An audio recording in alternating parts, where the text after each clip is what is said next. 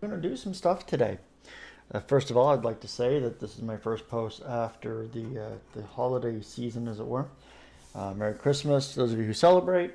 If you don't, well, then, happy whatever the heck you celebrate. So, a couple things we're going to look at today is we're going to look at what a mess my desk is. No. What we're going to look at is we're going to look at some of the various mediums that I typically use. So, I did get a lovely set of 60 colors dual tip brush markers. There's quite a few of them in here from some very good friends of mine for Christmas.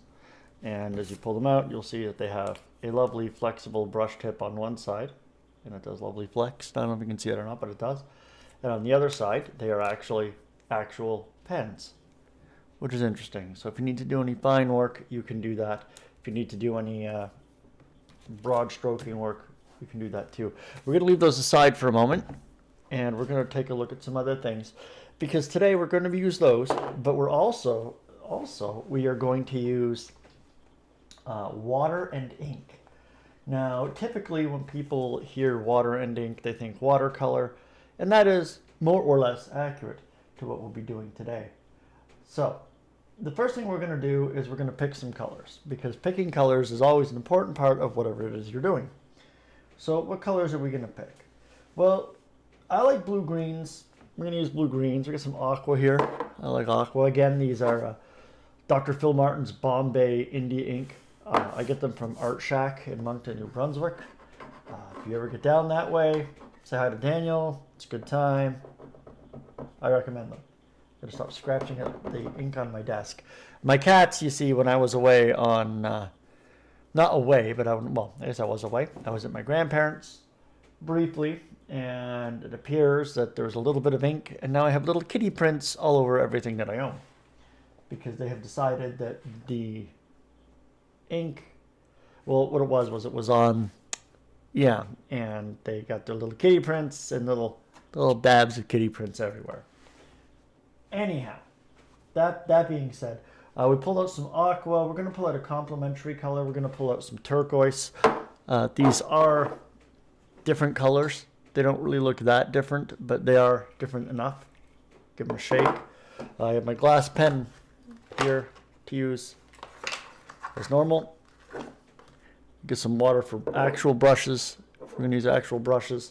Then I have an unlikely tool, my cat spray bottle. This is a very important tool in my household, is my cats. We have two cats. One we call Fat, and the other one we call Art Cat. Fat likes to lie around and be petted. Art Cat likes to eat all of my art supplies, sleep on the art, and otherwise try to wreak havoc upon anything I own that I can make anything with. But that's fine. I love those little kitties, and that's good. So, we'll also pull out teal, I guess. It's like a darker India, or darker turquoise. I don't know if we'll need that, but here's what we're going to do. First thing we're going to do is we're going to decide, we're going to do kind of a splattery, kind of organic background to the page. That's the first thing, and then we're going to do our actual subject on top of it once it's dried. So, I do have a couple of strange things here that you may not typically think of as being an art supply, but I have this. This is important. Why is this important? Well, because it gives me a circular shape, but is not completely sealed to the page either. So I take the bottle, and I can spray. That's way too much. I'm going to soak some of that up, because I see that my wife has set this to cat spraying mode. Yeah, still cat spraying mode. What I'm looking for is a mist, not a straight line. I'm just gonna, there you go, mist. Make it a little less tight. Be water all over my floor. People are like, what the heck is going on in there? What I'm trying to do right now. There you go. Okay. So now I'll try it again. My page is mostly dry. We're just going to take it like that, and we're going to shoot right over it. We're going to go, phew. All right, so get some some. That's probably too much, but that's what we're going to do to start with. So we'll take the guide off because that's what we use that as. We're going to take the lightest color. We've already shaken it. And push that down. And what we're going to do is we're just going to drop it on where we see water. So I'm going to drop it right, just one drop, bang. And you'll see it move out to wherever it has touched.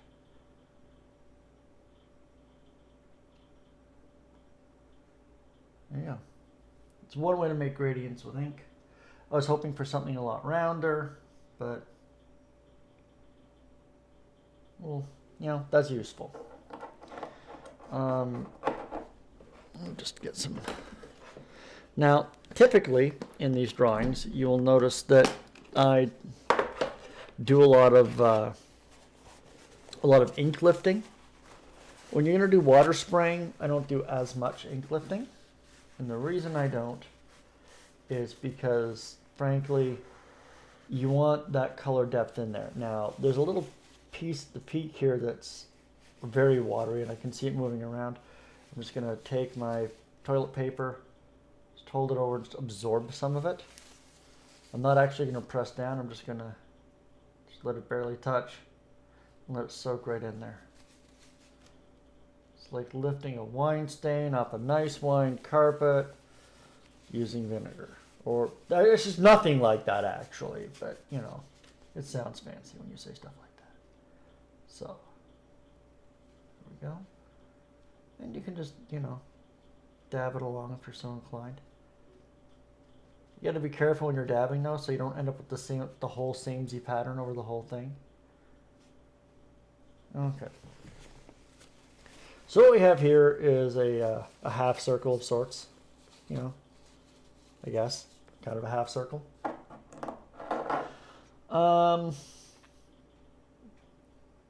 Yeah.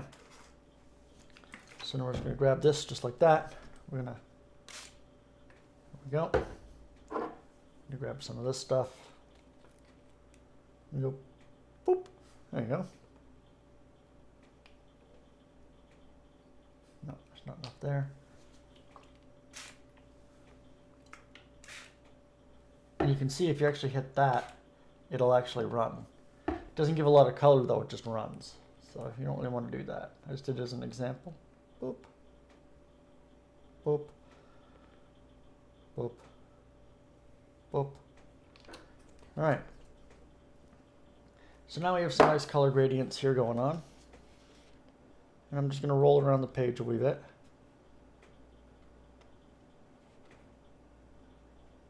Come on, roll. There we go.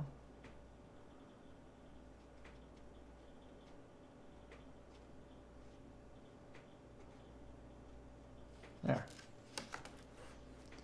And now we'll soak up that extra ink.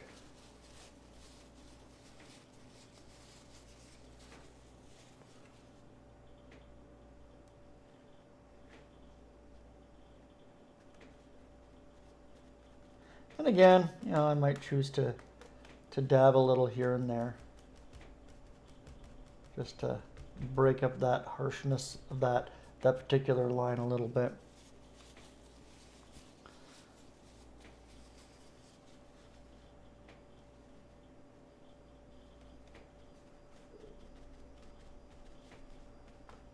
There we go. I'm getting some nice tones. Some nice texture. And now we're just going to smash the heck out of it, because that's an important part of the art process. There we go. All right. There we go. So now we've smashed the heck out of it. And I'll just kind of pull some of that blue and green up together.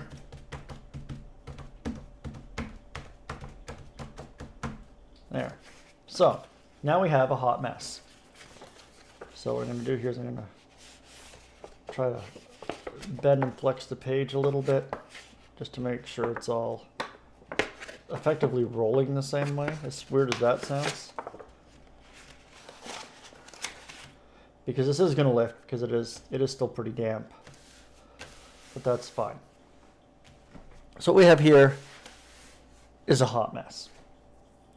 Now, to continue this hot mess, because, you know, a little bit of a hot mess is not nearly enough, a lot of a hot mess. I don't know why I started using the term hot mess. It's actually cold colors and cold water. There's actually nothing hot about this yet. You know what? Let's grab some cherry red. I'm sure that'll look terrible in the center. Let's do that.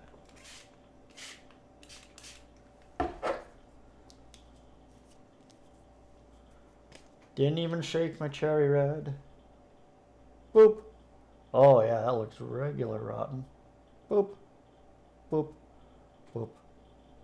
Boop. Boop. This is what we call contrast.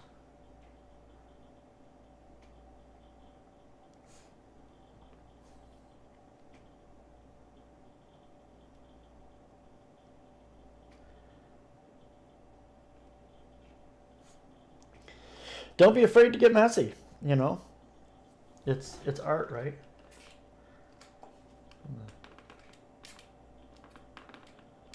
There are no rules, only techniques.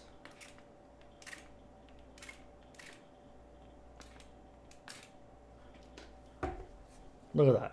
That's kind of neat, eh? Let's drag this down to the blue a little more.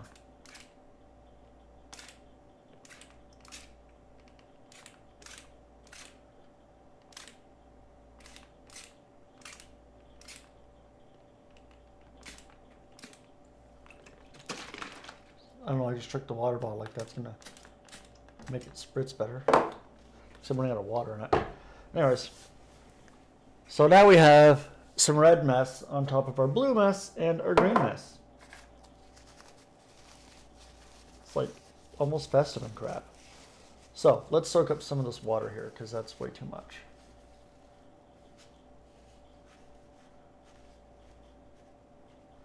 And this will largely pale out all of the red, because the red, when it lifts, does lift very, very gently, especially with water.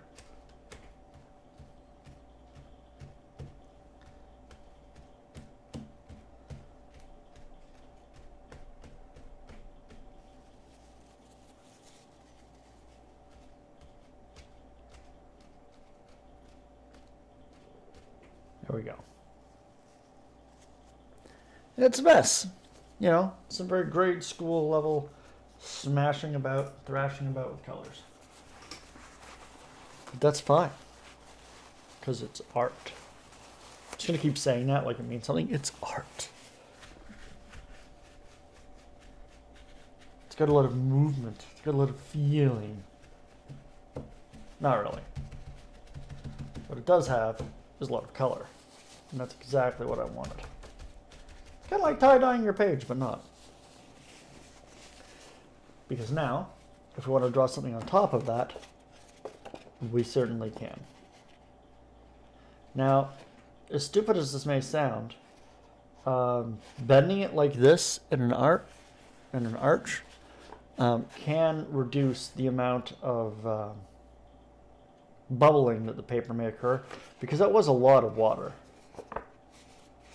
And if you then try to pull it, snap it back the other way, you'll see it bends in like cloth, because there's a high cotton content in this paper. Don't, just snap it once, give it some tight tug. Obviously not enough to rip it, and then you should have it be more or less concave. And sometimes you can just snap it down back into place, because you see it's not actually lifting the ink now. So what we could do is we could put stuff on this and let it sit for a few minutes, let it dry proper, maybe try to weigh it down, make it flat, like actual flat instead of fake flat. Yeah, I'm not gonna, because that's not how I roll. So what's gonna happen here is I'm gonna take these two wood samples that were given to me to try to paint on by a patron. And for now, as you can see how much lift is on that, it comes up about that high on this side. I'm just going to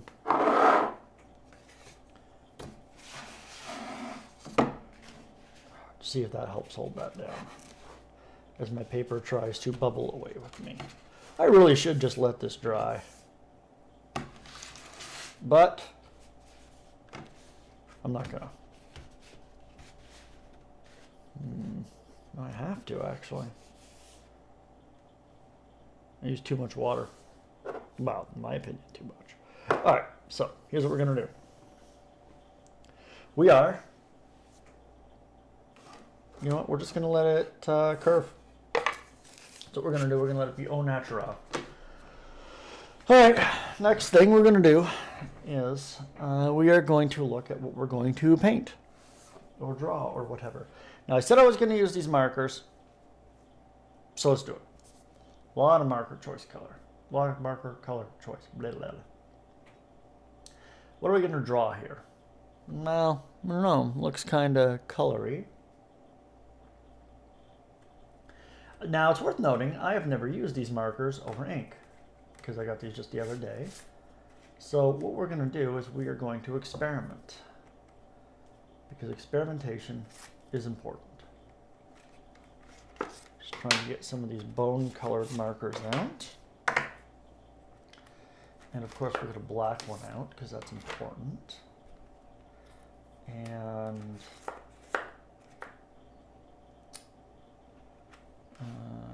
what else are we going to get here? We get some blues, we get some reds, we get some purples. What we don't have a lot of is reds and oranges. And a lot of these colors, these marker colors, are very, very close because you can't blend markers. Well, not these ones, as far as I can tell yet. But as you can see, that color is incredibly close, but it's not exactly the same. And that's important. I'm going to bring out some really bright orange and try to color match it up with a secondary. Yeah, that'll do. It's not quite right, but it'll do. All right. So now I get a bunch of colored markers. Great. So what are we going to do about that? Well, the first thing we're going to do is we're going to tighten our ink and put our ink away so our cats don't knock it over our laps, onto the floor, etc., etc. Because having your cat knock your stuff on the floor is irritating. Isn't that right, Fat Fat? Yeah, that's what I thought. All right, so first thing we're going to try here is we're going to try the lighter of the two kind of bone creamy colors. And we're going to try to draw a figure shape, I guess. So what are we going to draw here? Let's draw, wow, that is really wet. I knew that was a lot of water. I don't think it was quite that much. Let's just draw. Let's just draw. Okay. Oh, well, I've already hit the marker to page, so let's roll with it.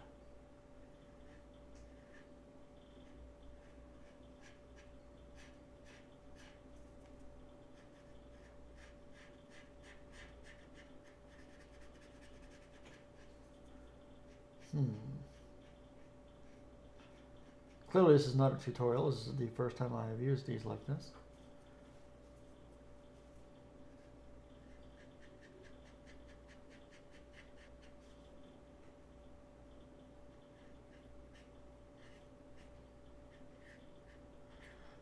Drawing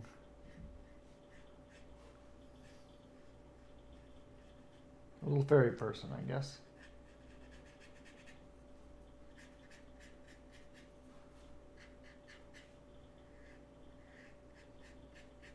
It's interesting how this is just really lightening the ink. It's not actually going over it so much as it is just kind of masking it.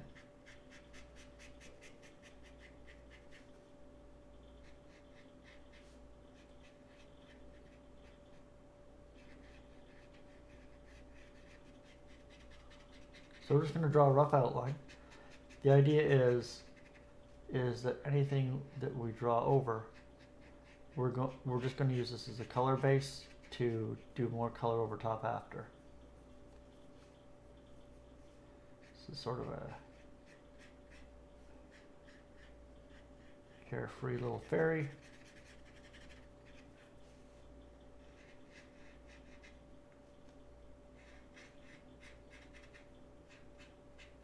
I don't know how much that camera's picking up, but it does lighten it up considerably.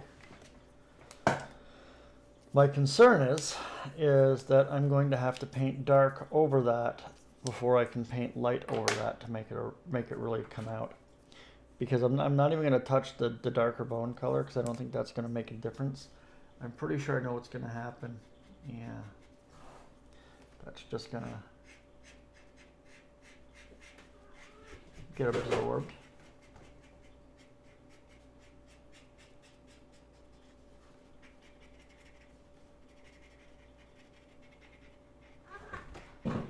Yes, kitty, I still love you.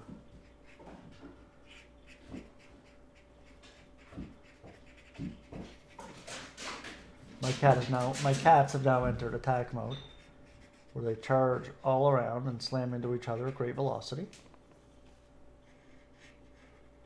Also known as the dreaded spaz cat. All right.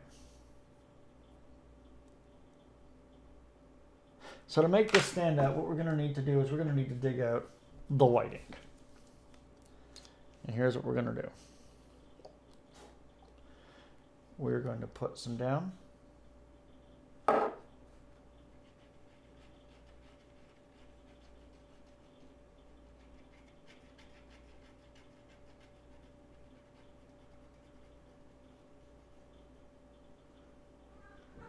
Now I could be delicate and color in with the white exactly, you know, where I was drawing. But that doesn't seem like me. So let's grab a smashy brush, also known as a sponge. Let's smash it.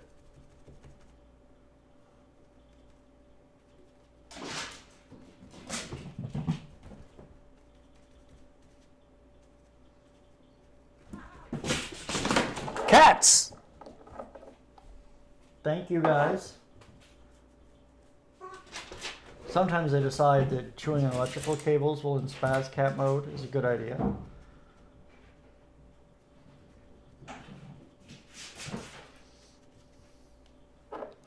They are a little strange that way. But they're also kittens, so they don't really know any better.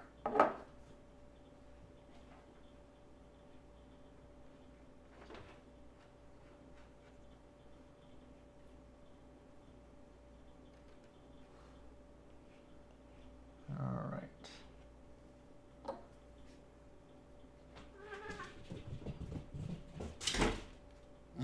He ran right into the closet.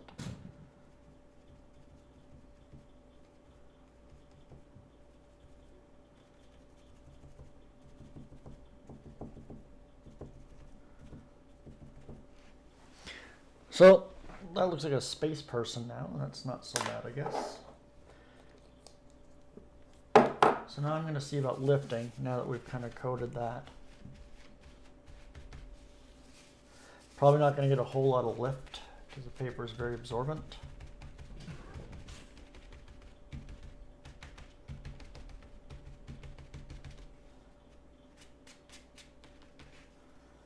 And I may actually have to just let that dry before I can do anything to it. But, you know, we're going to try. Okay, so no, that does actually work now. With the darker stuff anyways.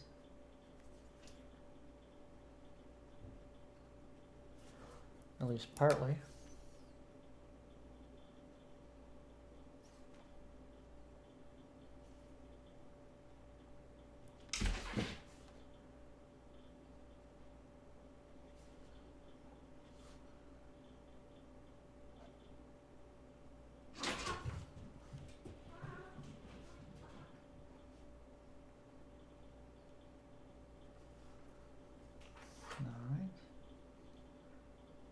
It's worth noting that I've never really drawn with markers before. I'm just kind of going with the flow, and I think it's all right.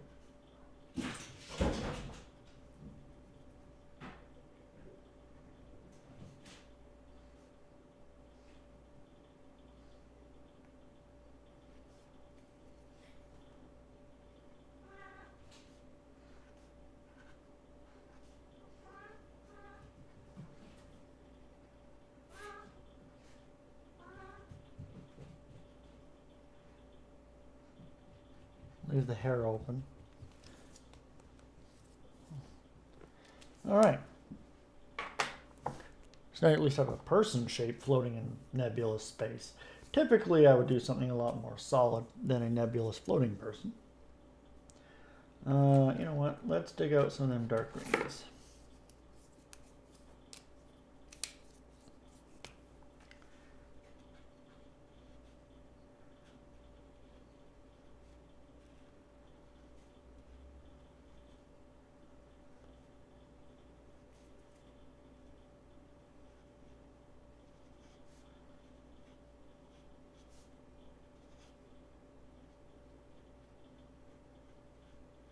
Current fairy vogue is that they wear like grassy, leafy skirts, so let's make that happen.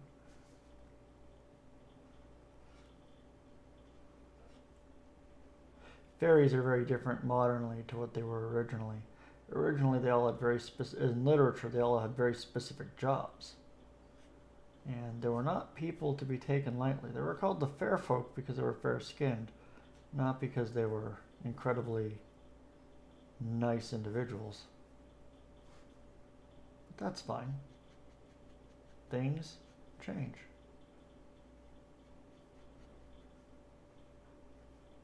Original fairy tales were not really nice either.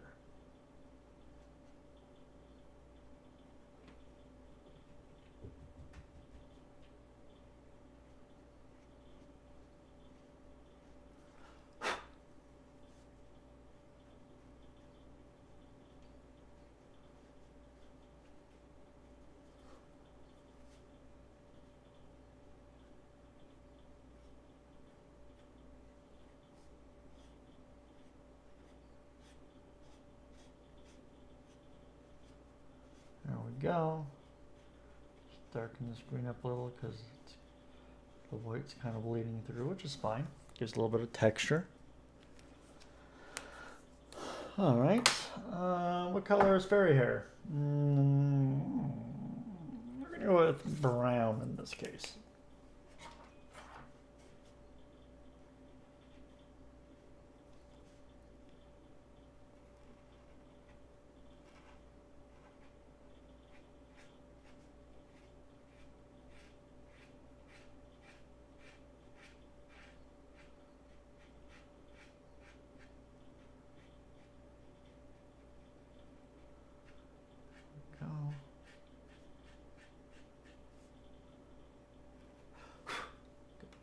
Toilet paper when I was trying to lift still on it.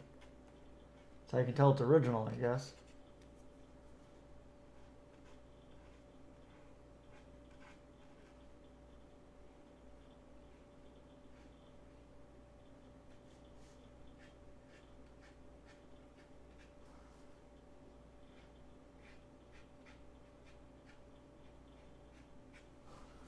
There we go. Do fairies need shoes? I don't think so. I'm gonna give her shoes. Just simple little brown ones.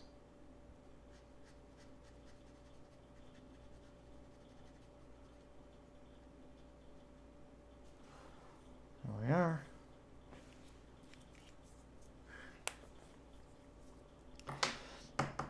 That skin tone still bothers me a little though. But it is very fantastic, so I guess I can't complain too much. Yeah, because I can't just lighten it with marker.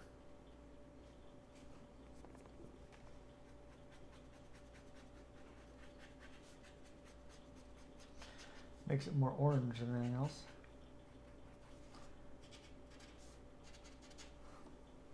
But hey, she's a fantasy girl, right? So that's fine. Alright. So now if you're so inclined, you could go over that again with darker stuff. But that's kind of where it's at right now. It's not great. Oh, I didn't give her fairy wings, did I? I should probably give her some sort of fairy wings. Jeez, what kind of fairy hasn't had fairy wings? The flightless fairy, apparently. Alright, so I guess we're going to grab some of this teal again. And we're going to do this way.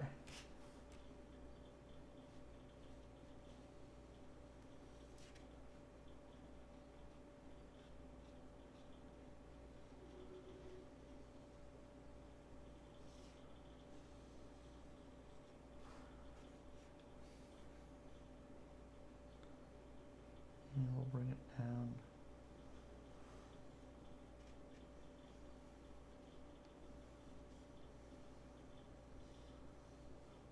Like that. I'll put the other one up here. Similarly. That.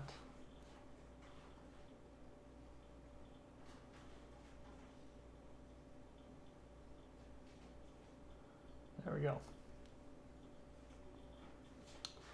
Now, with all the cool stuff in behind, I don't feel the really sharp need to, how do I say this, to heavily oversaturate that with blue. So we're just going to grab some of this white.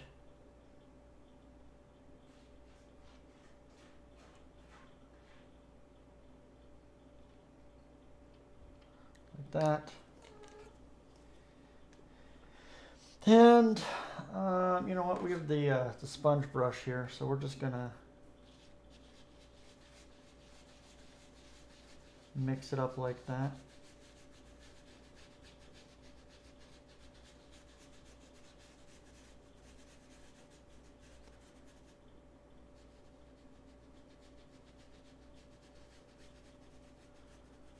There we go.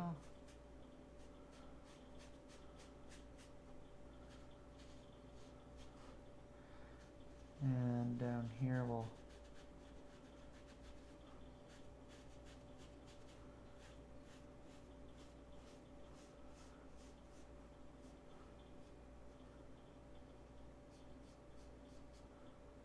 do that. Try to watch not to get the stuff I've already drawn on, but if I do, I do.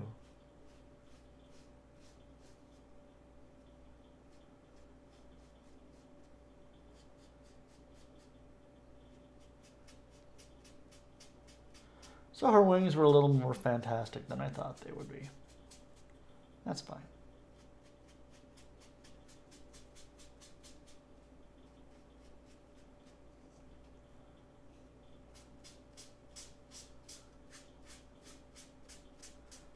Might as well go full on crazy now then. There, beautiful. Wow, I'm about beautiful, but it's not.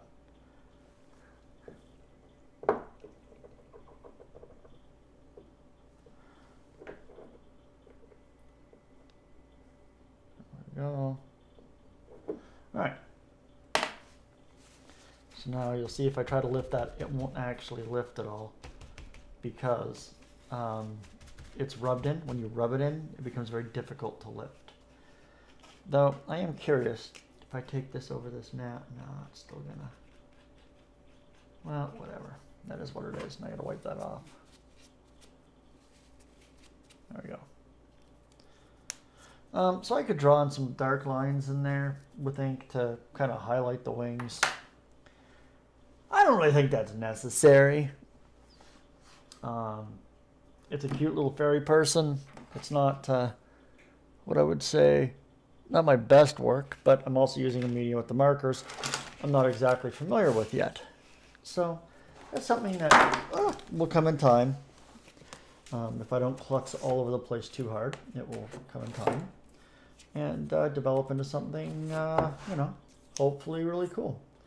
What I would be more likely doing in the future is doing the ink background, doing the wings possibly with the ink to give it that kind of ethereal look, and then printing out, I know, right? Printing a copy of it with the fairy part itself undone, and then trying to use the marker over the printed ink to see if that holds different to try to compass it together. But for now, that is what it is. It'll be posted shortly. I thank you very much for your time and your patronage. The arts don't happen without patrons. People enjoy hobbies. And as much as my art is a hobby, I would like to do it full time. That is not possible without people like yourselves who take active interest and frankly are supportive of it. Nobody exists in this world alone. And just one final thought about the importance of art in our society is that we live in an age where digital art and digital media is all over the place. Obviously, you're watching this through digital media. That being said, without art, you don't get nice cars. You don't get lovely clothing. You don't get great TV shows, because all of those things require a design phase. All of them go through artists. All of them go through palette and, color testing, shape. There is a business side to it too. Unfortunately, as much as we're like, yes, but I just like this, whatever this is, because it is pretty. That's all I want to see. The truth of the matter is you wouldn't see it unless an artist had set it up and sold it to you already. Just some food for thought. But anyways, thank you very much for your time. And this has been Tom. Peace.